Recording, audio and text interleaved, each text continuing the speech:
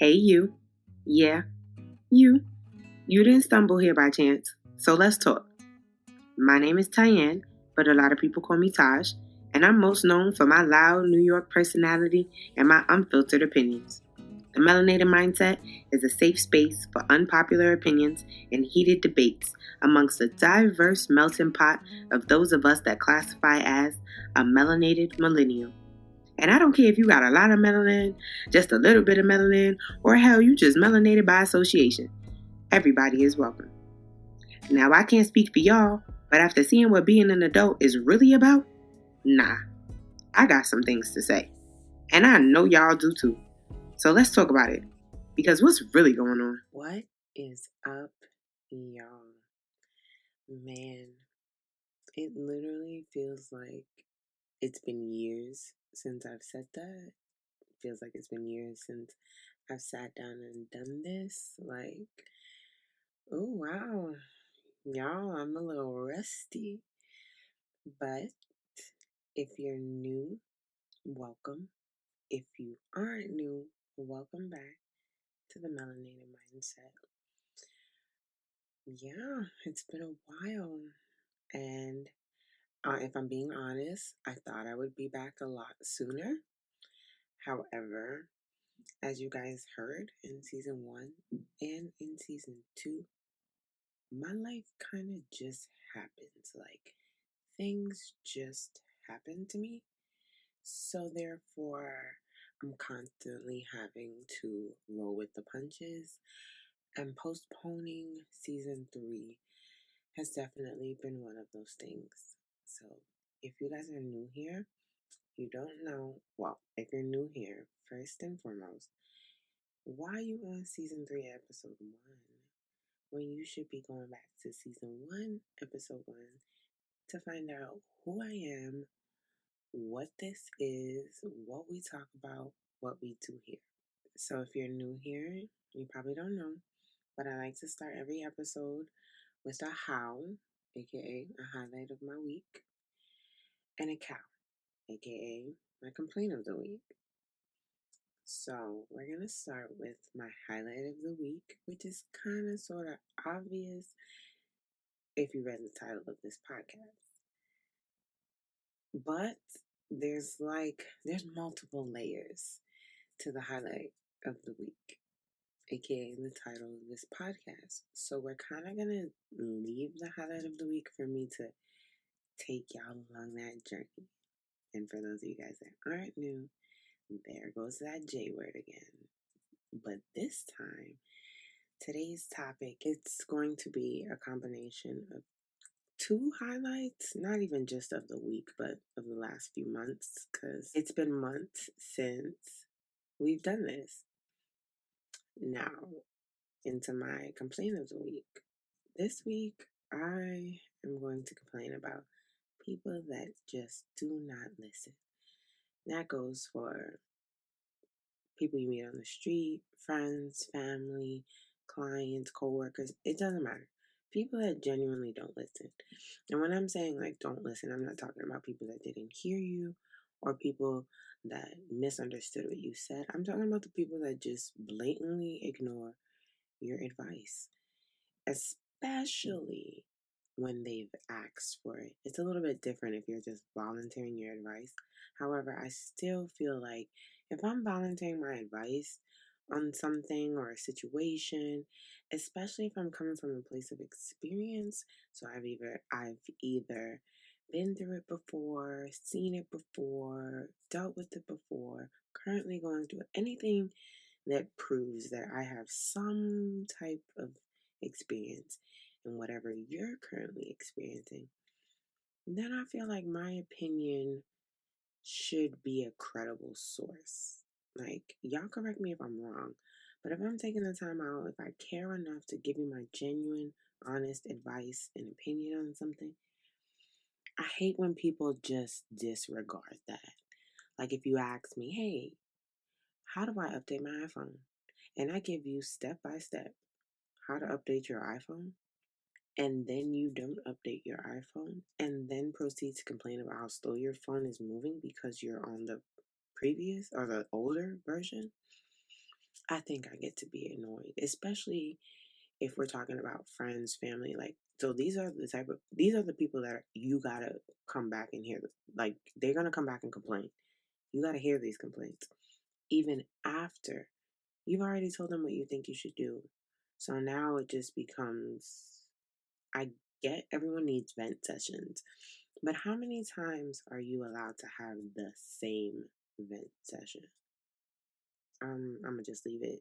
That I'm gonna leave y'all with that, and I want y'all to really think, like, in your opinion, how many times do you allow the people around you to vent about the same things over and over again, but also complain about why things are not changing after you've continuously given your advice, your opinion, maybe even found resources, whatever the case may be? How many times do you get to have the same vent session? Now, that complaint was not a little bit, a lot of bit off topic. However, it's just something that crossed my mind today, and I was like, you know what? Yeah, that's annoying. Now we're going to roll into our Fendi fact of the day. Today's Fendi fact comes from Forbes, directly off their website. And I'm going to read you guys a direct quote from this article. And then we're kind of going to flow into today's topic. So the article reads, since the 2008 financial crisis, the black homeownership rate has fallen behind, and the gap between black and white home ownership is now wider than it was more than 50 years ago, which happens to be right before the 1968 Fair Housing Act was enacted to create equal housing opportunities for minorities, according to a report by Urban Institute. As of the first quarter of 2021, the home ownership rate of non Hispanic white households was roughly 73.8%, which is in direct contrast to the 45.1% for black households, according to the U.S. Census Bureau. Okay, so by now, between the title, between the Fendi fact, y'all get where I'm going with this. And this is a topic that is very near and dear to my heart for many reasons, but mainly the two that I'm going to talk about today. So if you do not follow me on Instagram at Tyanne.Watson, if you're following me on Instagram, then you would know that Malik and I bought our first home. Yay. And y'all, that's a really big, I'm going to try not to curse, but again, can't make no promises. That is a really big deal. You have to understand, you have to know where we come from to understand how major that is. For those of y'all that are new, don't know, we're from Brooklyn, New York. So we are city kids through and through who have always had this kind of suburban life, but still somehow living in the city, kind of, I don't know. We knew what we wanted for our lives. We had these dreams like every kid does. And like to see that mixed with dedication, hard work, sacrifice, like to see that all mixed up and the result be the exact dream that you had, it's life changing. And that literally is why I named this episode Buying a House Changed My Life. In reality, buying a house changed our lives. But since y'all know this is my podcast with, guest appearances of Babe here and there, but I'm going to speak about my experience on why buying a house changed my life. And maybe later on in the season, when I have him on, I'll get him to touch on how it changed his. So let me take y'all back to the beginning. I'm talking right around January of 2021. So we're talking about still in the remnants of COVID. I had already had my son. He's a little over 6 months at this time, and we knew that our last year in Italy was coming up. So now, this is, like I said, January 2021. We knew we were leaving Italy around November of 2021. So the Virgo in me The very textbook Virgo in me had to start figuring out, okay, so what is life gonna look like when we get where we're going? Because at this time we didn't know where we would be moving to. Again, if you're new and kind of don't really know our story, you really should go back, listen to season 1 so you could get an intro. But my husband is in the army, so every 3 or so years, Uncle Sam pretty much tells you, hey, you got to pick up and move from here and go to here, and you need to be there by this date. That's literally a very, very, very dense version of how that process goes. So, with that being said, we knew where we wanted to go and we knew kind of what we wanted life to look like. But this was going to be different. Like, Malik has been in the military for almost 10 years now. So, a little bit under the entire time that we've been together. So, by now, you would think, like, yo, we got this moving stuff down pat, which we did. However, this was also going to be our first move with the baby because our son was going to be a little bit over 1 year old. And this was like we were moving from Italy back to the States. So this is not, oh, we picking up in a U-Haul drive in a couple hours. This is we're moving across the world with a kid. So it was like, even though we've done this move 2, 3 times before, this was like a whole new experience. So I needed to make sure that we were prepared. So we always knew we wanted to buy a house. It's just one of those things. I don't know about y'all, but you sit up, you lay with your boyfriend, your spouse, whoever. You have these dreams, you have these goals.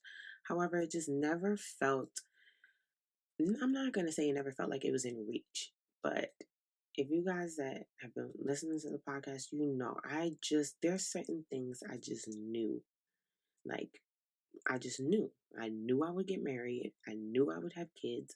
I knew I would buy a house. I wanted to do those things. But if we're being honest, in my soul, in my spirit, or whatever you believe, on the inside, I always knew I would have those things. The problem is, I never knew how I would get those things or when I would get those things. But I just knew. I just knew. I don't know how to explain it. I just knew. Buying a house was one of those things. We'd always talk about when we get a house, we're going to do this and we're going to do that. And then January 2021 rolls around and it's like, okay, babe, so we're moving back to the States. All that chitter chatter we was doing about buying a house, like, okay, so is this the time? Are we going to do this? I'm going to put a pin in that right there. Because before we even formally came to this decision, like many of y'all, I one day fell down the TikTok hole. And if you are active on TikTok, you understand why I call it the TikTok hole, because you just fall into never ending scrolling on all different sides of TikTok. Don't know how you got there, don't remember where you started. But on this day, that happened. And I came across a video on TikTok that was a day in the life of a loan signing agent. And at the time, I had no idea what that was.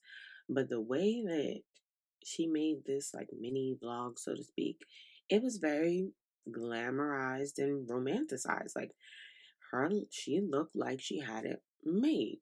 Notice I said look like she had it made because come on, in our big age, we know that everything that glitters ain't gold. But I was curious because she wasn't just going through her regular, like, oh, making her coffee, making her breakfast. She was showing you what her work life looked like. She was specifically showing you how much money she made in that day.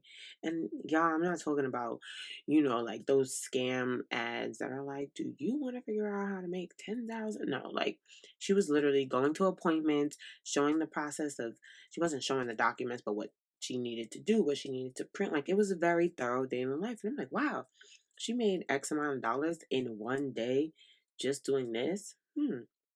Like I said, in the back of my mind, I know at the end of this year, because remember it's January 2021, I'm like, not only do I need to figure out where we're going to live, after Uncle Sam tells us where we're moving to.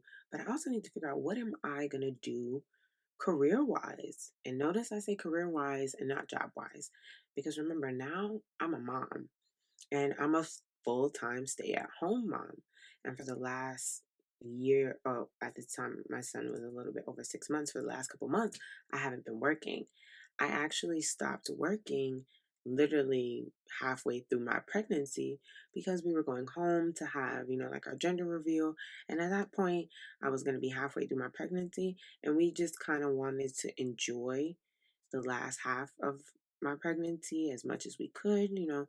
Malik was very territorial of me. He wanted me to relax, not be stressed. And at the time I was working, it wasn't a high stress environment because I loved my job. I was working with children on the military base that we worked at, and it would have just, I found out I was pregnant while I was working there. And from the moment I found out I was pregnant, I understood, like, oh, okay, that explains a lot, because I went from super excited and loving my job to not necessarily hating it, but just physically. For anybody of you that are listening that I've been pregnant, like, one of my major signals to let me know that something was off was the fatigue. Like, if I stood up for more than 2 minutes, I wanted to go take a nap. Like, it just, realistically, me being pregnant and working with children, and I'm talking, we ranged all the way from kindergartners all the way up to eighth grade. So that's a wide variety of children to have all in one building at one time. And to, like, it was just, it to me. Do I know there are pregnant women that work all the way up until the day that they deliver? Yes. I had no aspirations to be that woman. And that's just what that is. So halfway through my pregnancy, I stopped working. And then I put in my resignation in December of 2020. And then January rolls around. Y'all, first of all, ignore everything that I have said time wise, because I'm definitely talking about January of 2020. Wow. Okay. So I apologize. So I put in my resignation December of 2019. Then January 2020 hits, and I know in the States, COVID became like a thing more in like March of 2020. In Europe, it was becoming a thing early February. And by the end of February, school, like not even like halfway through, schools, daycares, all that stuff was closed. So I put in my resignation in December. We flew from Italy home to New York to have our party with our friends. I came back by myself because Malik was in the States for training. Then he had just got back. I mean, when I say he just got back, he just made it back to Italy in the nick of time. And I will forever be grateful and thank God for that, because I have a friend whose husband didn't get to make it home in time. And through the height of COVID, the beginning, they were stuck apart. He was in the States for training and she was in Italy. But Malik just made it back just in time. And then everything went to shit. The world shut down the next week. My job closed. Schools closed. And y'all, to this day, I can't say to this day. I don't know if my job's open now, but I know when we left Italy in November of 2021, my job was still closed. So I was out of work originally by choice, but I had always thought, like, okay, X amount of months after I give birth, I'm gonna come back to work, because I worked with children, so my son would have been able to be in the same facility as me, which made me feel good as a first time mom. I could still make my little coins. Like, it was like win-win. But then COVID happened, and then my job closed, and then my job didn't reopen. So I was forced to be a full-time stay-at-home mom. And I had been, and we had gotten a groove of things. However, we were moving back to the States. And I know that life in the States is way more expensive than it was in Europe. And after being in the States for about 4 months, I can tell you, it absolutely is. So I had to start brainstorming what I wanted to do, how I wanted to contribute financially to my household. Because I've always been a girl that I don't mind working. Did I like it? No, but I could get a job tomorrow if I wanted to, like, and I'm gonna work and I'm gonna bring in money. Like, that's just what I did. I've been working since literally the day I turned 16. Like, got my working papers in high school, been working. So getting a job wasn't a problem. However, it was the full time mom part that was conflicting with the getting a job because I started looking into how much daycare costs in the States. And I would literally be working just to pay for daycare. And I didn't like that. And on top of that, go back to us dreaming as kids, we always said that we both wanted me to be home until our child could communicate. Not necessarily full blown sentences, but mommy, ouchie. Who gave you ouchie? They could point. You get what I'm saying? Because let's be honest, y'all. The world is fucking crazy. Okay, I know I said I wasn't gonna curse, but there's crazy people out there. You hear horror stories on the news about how these daycares and childcare workers are abusing people's children, and mine was not going to be one of them. Simple as that. No ifs, no buts. So I had to figure out something that would allow me to still bring in sufficient enough amount of income, but at the same time allow me to still bond with my child, build my child's communication, etc., etc. So when I came across this TikTok, I was like, she's like a loan signing agent. It's not specifically work from home. And if anybody's curious, just look into it. Another term for it might be a notary signing agent. Depends on what your state calls it. But in retrospect, it's just being a notary public, but for loan documents, like when someone buys a house, when someone refinances their house, when someone buys a car, like there needs to be a loan signing agent present to notarize those documents. And she was pretty much just able to bust moves, go to appointments. She literally was signing papers, stamping papers. Appointments were taking maybe an hour. She took like 3 clients that day and literally made like $300-400. And I don't know about y'all, but $300-400 in one day for 3 hours of work sounded like heaven to me. Like you could still have the rest of your day. And I was like, okay, I need to start looking into jobs like that or careers like that because being a loan signing agent is not a job unless you're contracted through a title company. It's a 1099, which means you're self employed. You work for yourself, you're your own boss. And as I started getting into her TikTok, I started really looking at like, okay, well, how did she find this job? Where did she get funds from? And then once I did my own research, I was able to literally get all the things that I needed to figure out how to become a loan signing agent. So I had that on my list. Like, okay, when I get to wherever the Army says we're going to be going, that's what I'm going to do. And then I dug more into loan signing and I realized it's directly correlated with real estate. So then I started looking into becoming a real estate agent because I'm like, okay, well, what does it take to be a real estate agent? Started following some really successful, specifically Black women in real estate. Honorable mention. Uh, Leanne Henry is one. Kiana Watson is one. Uh, Ariane Ellsbury. There are so many Black women dominating in the real estate field that I feel like deserve their flowers. But y'all, let me tell you, like when you go on these women pages, these women are killing it. I'm talking career wise, I'm talking financially. Like these women got they shit together. These women are kicking ass, taking names, making money, living life. Literally. Don't believe me? Look into any one of those women.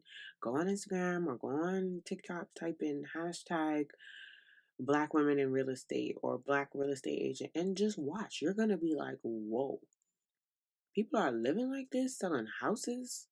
I was just really ignorant to what real estate could really do for you. But I decided to eventually take the leap and I was like, you know what? I want this. I can do this. It allows me the freedom to work from home so I can still be home with my son. It allows me to, network with people. It gives me knowledge. Mind you, I decided to become a real estate agent before we knew where we were going. So I was like, okay, real estate agent or real estate is a career I could take anywhere in the 50 states. So no matter where the Army decides to pick us up and move us, because that's what they do. The Army doesn't give a damn if the spouse, aka me, has a good job, if our child's in a good school. They don't give a damn about none of that. Get up, pack your shit, pack all y'all shit, and be here in this state, in this country on this day. That's it. So I needed a career where I could be flexible. Because that's one of the things people don't talk about as a military spouse. Yeah, it looks glitzy, it looks glamorous, but y'all have to keep in mind, moving every 3 years sounds great until you finally make good ass friends, until you finally get a good ass job. And now, what if you find your dream job? Are you really willing to walk away from it in 2.5 years? Well, if you want to be a military spouse, then that's what you got to do. So I wanted a career where I didn't feel like the Army was dictating what I could do, how much money I could make. Because in Italy, spouses are only allowed to work on base. We could not work off the military base because there's like an agreement with like America and Italy, and they have to give a certain amount of jobs to the Italians first before they even give it to the spouse. Like, I just felt like work wise, did I make money? Yes. But remember, when we got there, I didn't have a kid. So, my money was just for us to travel. Wasn't paying no major bills. Malik's money was enough to do that.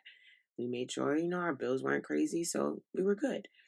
But then when you add a child into that, it was like, literally, spouses were left with the bottom of the barrel job. And I don't want to say bottom of the barrel because the jobs that are available are what you truly want to do in your life, then that is amazing.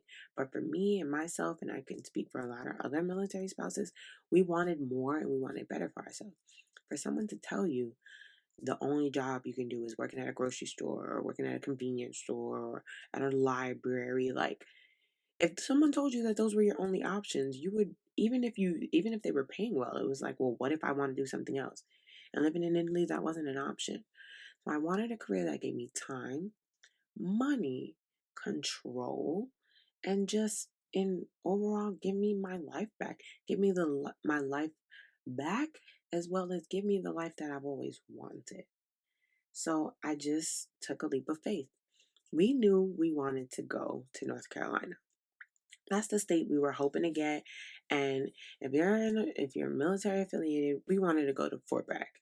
And anybody that's in the military, been in the military with anybody in the military, Bragg is huge.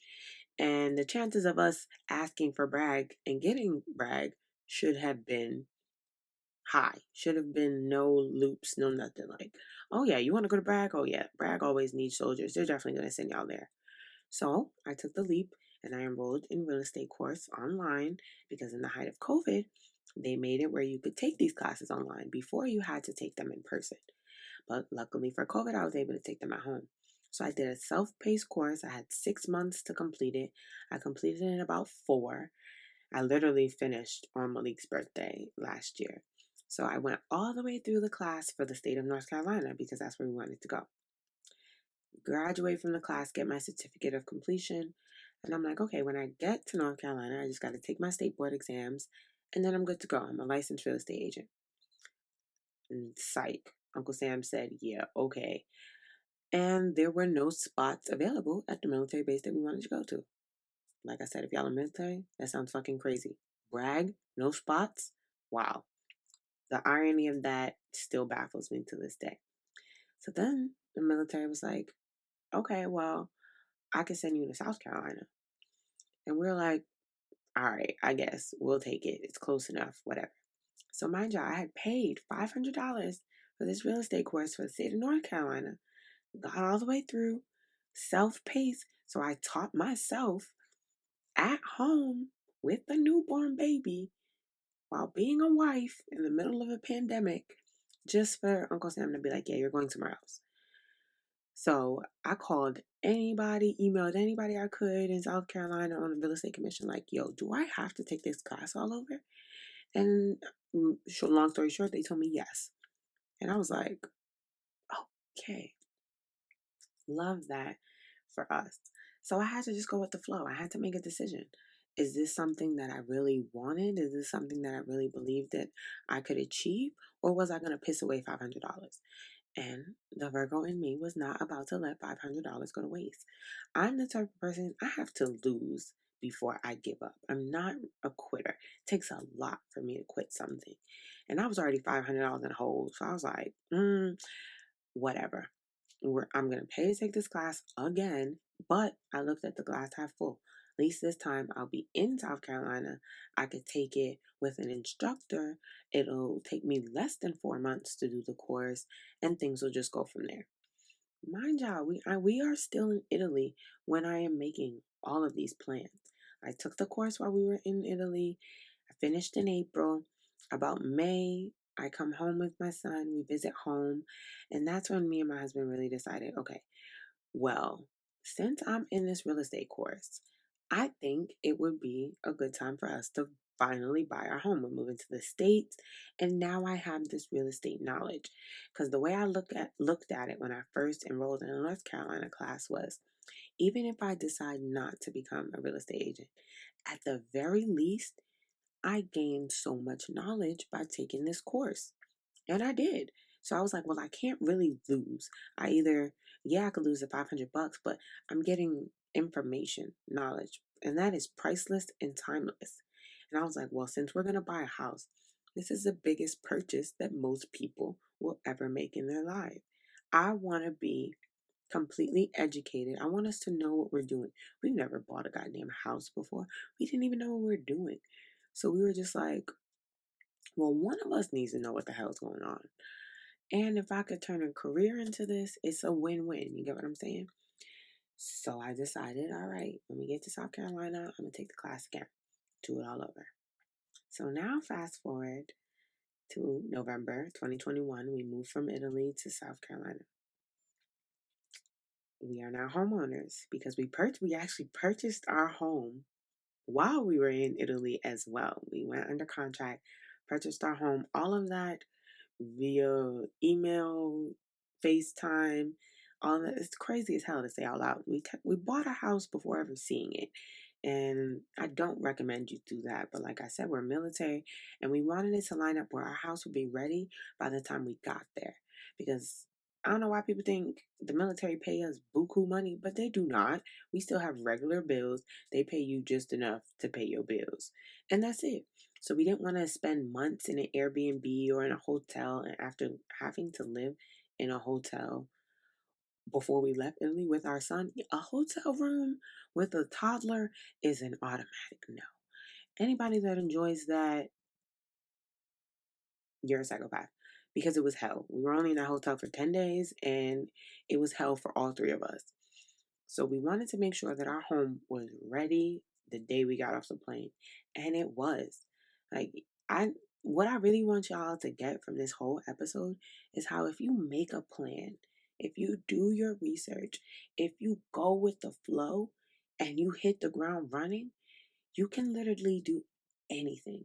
Because all of my friends in Italy, all of my friends back home, like my family, my close family, everybody knew what my plan was. I came up with this plan in January of 2020, y'all. January of 2020 is when I planted those seeds. And the flowers are blooming because I am very, very proud to say that I am officially a licensed real estate agent and a realtor. Yes, there is a difference between a real estate agent and a realtor, but that's not what this episode is about. So back to the story real quick. We get to the States, we bought our house, like we actually closed on our home before we got here. Like my mom was the one that signed all the papers for us. Like we did all of that via Zoom. Came home, got off the plane and came straight to our home. And it was an amazing feeling. It was nighttime, so it kind of took away some of the wow factor, but we got to walk through those doors with our son, with our suitcases, into our home that we paid for, that we researched. Like it was, y'all, I'm not gonna lie, a real thug like me shed a tear because it's crazy. So you have these dreams as a kid and you have no idea how you're gonna accomplish them, how you're gonna get to these destinations in life. And then one day you open your eyes and you are literally in the middle of them. And it's like, wow, how did I get here? And that's what it felt like to walk through those doors that night into our home. Granted, the house was completely fucking empty, but we didn't care. It felt full with aspirations, with love, with a fresh beginning. Like the end of Italy was rough for us, not our relationship, but for our lives. And like, I plan to really break down what happened later on in the season, but just not today. So it was an amazing feeling. So now fast forward to January of 2022. I have officially enrolled and started my South Carolina courses. Yes, like I said, I had to retake the classes. So we're now a year in. So let's go back because I kind of messed y'all up in the beginning with the years. From January 2020, this came across loan signing, decided I was going to do that. That's one source of income. Then decided, you know what, I'm going to be a real estate agent. Took the class for North Carolina. Army changed where we were going. And then in the process of that, we were in the process of buying our own home. So then end of the year rolls around, we move into our home. I enroll in school, but they tell me that the next available date for a class is not till January. So it's officially been 1 year that I've been learning about, like I've literally been eat, sleep, breathing real estate for the whole of 2021. The whole of 2020. I feel like I'm messing y'all up with these years so bad. 2021, from January 2021 to now January 2022. My goodness. I told y'all I was rusty. Y'all just gonna have to roll with me. I promise.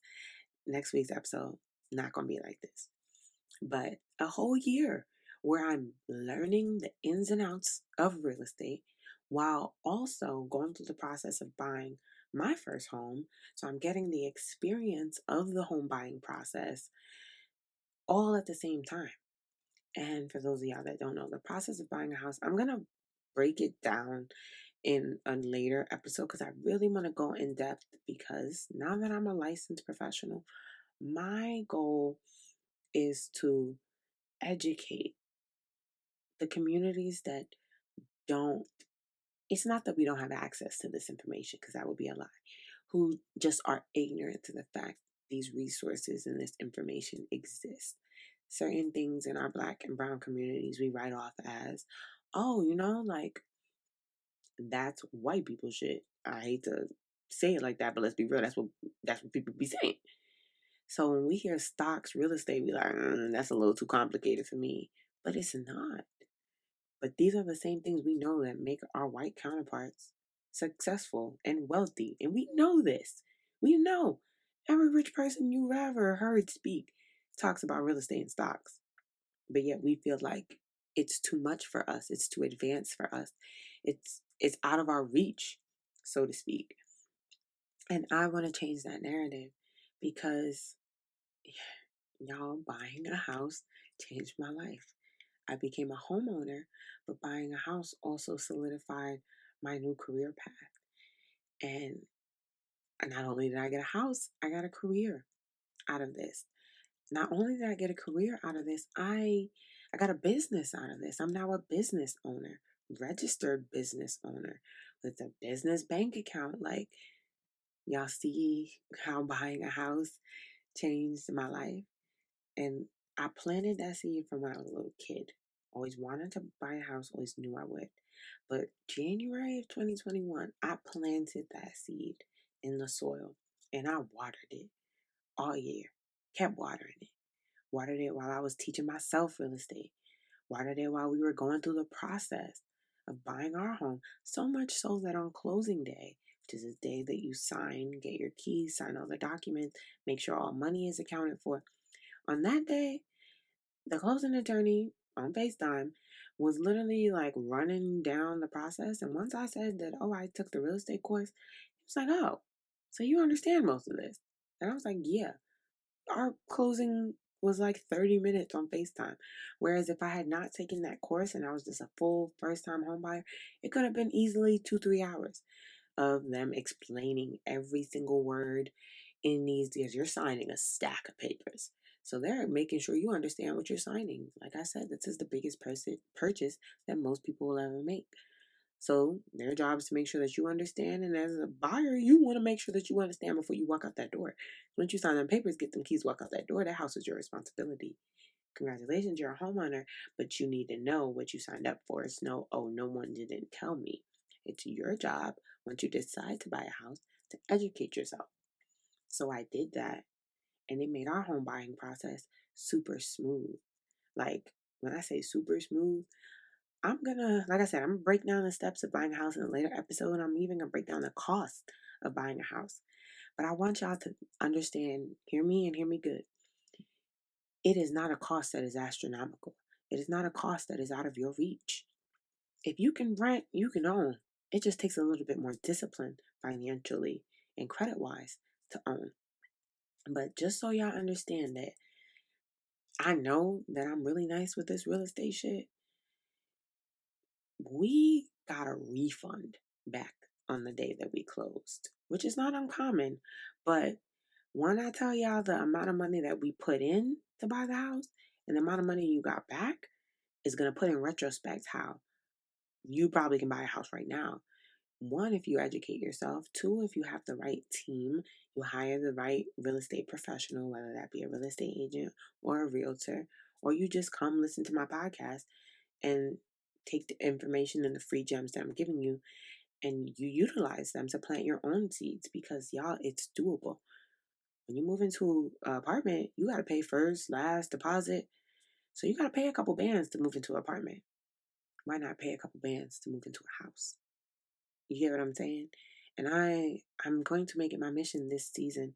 I apologize in advance if this season feels kind of saturated with real estate and finances and credit, but like the title says, y'all, buying a house changed my life. And I'm here to tell y'all how. I'm here to break down how, in the hopes that you just coming and meeting me here every Monday and taking bits and pieces of whatever you need helps you change yours. Because y'all, I really don't give myself enough credit. I did that shit. I did this shit. I'm doing this shit. This real estate shit, this career shit, this business. Like y'all, I'm tooting my own horn right now because I don't do it enough in private, but I really had a dream, and I took the necessary steps, did the necessary research, found the necessary resources to make this dream a reality in more ways than one. I started this just wanting to buy a house. And then from there, I started just wanting to make money when I got to the States. To now, I own a business. To now, I'm a licensed real estate professional that can help people like me that have no idea where to start, no idea what to do, what they're getting into. I can educate those people. I can help change other people's lives. So no matter how you put it, buying a house changes your life. So if I could educate people and change their lives, it's a win-win. I could show y'all that we could all eat. You don't have to gatekeep the secrets, because white people ain't gatekeeping the secrets. They telling you, invest your money in real estate and stocks and you will get rich. And here I am. Sometimes it's not the message, it's the messenger. So here I am to break it down in layman's terms and to show y'all, let me show y'all what they mean. Let me show y'all, tell y'all how exactly they do it so that you can do it too. Because I'm currently in the process of doing it. And I'm going to tell y'all along this journey, because this real estate business is a journey. Y'all know how I feel about that J word. It's a lot. But I'm rolling with the punches, and the the the flowers that are blooming from the seeds that I planted a year ago are more beautiful, more abundant, and more plentiful than I could have ever imagined. And as this moment today, when I'm filming this, I haven't even sold or helped anybody buy a house yet. But I just, here again, I just know that this is what I'm supposed to be doing. Because even if I never make a single sale, I'm educating my community on the things that are out there, the possible ways that they could break their generational curses, the possible ways that we can close the wealth gap, the possible ways that we can close the Black homeownership gap. Y'all heard the Fendi fact? We are sitting at 41.1% of Black home ownership, while our white non-Hispanic counterparts are sitting at, what did I say, 75.8 or 73.8, something like that. Like, let's get that more 50-50. You get what I'm saying? Like, we, in 2022, we don't need to be a minority in nothing. We need to be a majority. But that starts by giving away free game. And that is what I'm here to do for y'all this season. Y'all got my life story, got personal with me on season 1. Season 2, y'all got to hear my ups, downs, my plans, my struggles. But here I am on the other side. Not done. Not at the end of the race. Because it's a journey. But here I am at the next pillar. Looking back and trying to help anybody that's willing or wants to get to this pillar with me. So, I'm sorry. I promise y'all, this episode is going to be the longest episode of season 3. Because I had to catch y'all up. Bought a house. Picked a career, started a business. Those are big life changes that required a little bit more explaining. But my goal is to keep all the episodes under about 20 minutes after this. So we'll see how that goes. I'll be chatting sometimes. But like I said, if there's anything that y'all get from this episode, is that when you plant the seeds, the fruit and the flowers don't grow the same day. But when you plant those seeds and you water it, you may not know when they're going to bloom. Or even how they're going to bloom, but you know they will. You know something's going to come up out that dirt. Will it be what you was expecting? You got to wait and see. But you know a root, a leaf, something is going to sprout up out that dirt. And literally that is the testimony of my real estate journey and career thus far. That said, we're going to wrap up in a very familiar place with our word of the week. This week's word of the week is going to be persistence. Because had I not been persistent with my dreams and my goals and the things that I knew in my heart I could accomplish, I probably wouldn't be sitting in this house, because this is the first episode filmed in the crib. And it just hits different. Hopefully it sounds different. Hopefully it sounds more crisp, more professional. Like, y'all, your girl got a recording space. So it's up from here. And there are so many things coming for me, my brand, for my real estate journey. So if you're not following me on socials, you need to be. Follow me on Instagram at Tyanne.Watson. Follow me on Twitter at Tyanne Watson. Like, YouTube loading coming soon. Wink, wink. But I was persistent. And I'm still being persistent. And if I can do that, listen to me, hear me good. If I can accomplish these goals and these dreams in the middle of a pandemic, in another country, with a baby on my hip, what's stopping you? What's stopping you?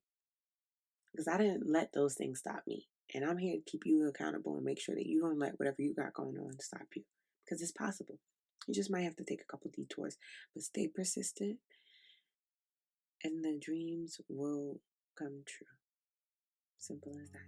And on that note, if you made it this far, thank you for just rocking with me, kicking with me, chopping it up with me, all of that.